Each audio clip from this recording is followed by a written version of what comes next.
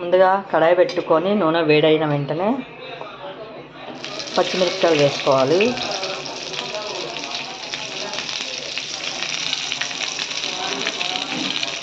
కొంచెం పచ్చిమిరపకాయలు వేగాలి బాగా ఆయిల్లో.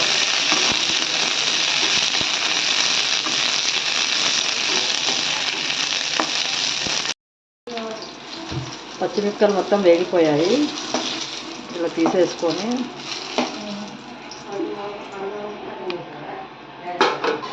దీంట్లోనే ఇంకొంచెం ఆయిల్ వేసుకోవాలి.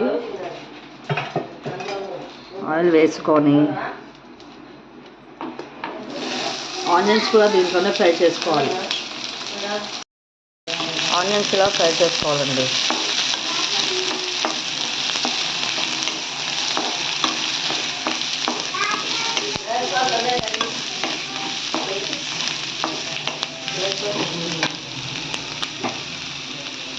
ఆనియన్స్ త్వరగా ఫ్రై అవ్వవు కదా, అలాంటప్పుడు ఇలా సాల్ట్ వేసుకోవాలి. సాల్ట్ అంతా ఇంత లేదు, మీ టేస్ట్కి తగ్గట్లు.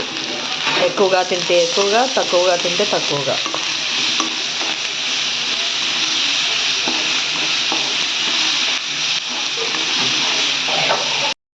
దొండకాయలు ఆనియన్స్ ఇలా ఫ్రై అయిన వెంటనే కొంచెం పసుపు వేసుకోవాలి.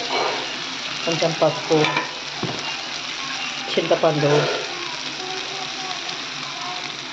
తొక్క తీసుకున్న వెల్లిపాయలు 3 వేసిన తర్వాత కొంచెం ఫ్రై చేసుకోవాలి.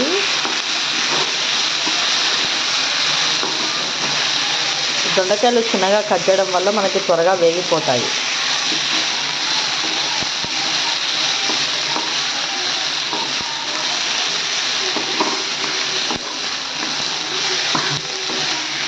ఇలా బాగా కలిపిన వెంటనే దొండకాయలు ఆనియన్స్ బాగా ఫ్రై అయ్యాయి కదా,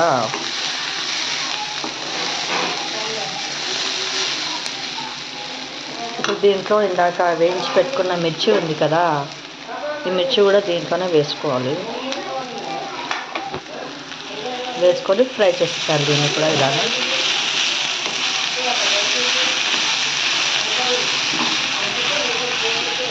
ఇప్పుడు దీన్ని స్టవ్ ఆఫ్ చేసి కాసేపు దీన్ని చల్లారనివ్వాలి. దొండకాయలని చల్లారిన తర్వాత ఇలా మిక్సీ జార్లో తీసుకొని కొంచెం జీలకర్ర వేసుకొని ఇదిగోండి ఇలా కచ్చా పచ్చగా పేస్ట్ పట్టుకోవాలి. ఇంకా కావాలంటే ఇంకొంచెం పేస్ట్ పట్టుకోవచ్చు.